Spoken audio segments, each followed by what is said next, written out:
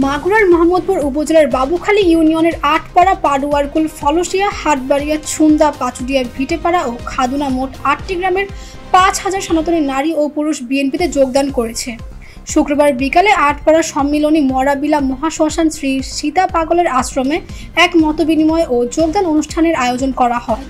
সভায় প্রধান অতিথি ছিলেন সাবেক মন্ত্রী ও কেন্দ্রীয় বিএনপির ভাইস চেয়ারম্যান অ্যাডভোকেট নিতাই রায় চৌধুরী।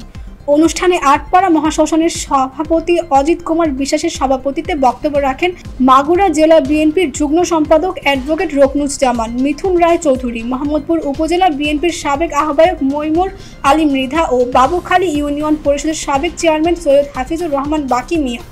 সভায় বিএনপির কেন্দ্রীয় vice chairman advocate Nitai Chowdhury বলেন, গত ১৬ বছরে এদেশে কোনো ভোট হয়নি, হয়েছে নাটক। এদেশের মানুষ হারিয়েছে ভোটের অধিকার, মানুষ স্বাধীনভাবে মত প্রকাশ করতে পারেনি, মানুষের অধিকারকে করা হয়েছিল হরণ। বিগত ফ্যাসিস্ট সরকার এদেশের মানুষের ওপর চালিয়েছে নানা রকম অত্যাচার, নির্যাতন, অসংখ্য মানুষকে তারা করেছে গুম। তিনি আরও বলেন, ফ্যাসিস্ট সরকার এদেশ থেকে ৩০ লক্ষ কোটি টাকা পাচার করেছে। জনগণের টাকা এদেশ থেকে পাচার হওয়ার কারণে তারা আজ দেশ থেকে পালিয়েছে।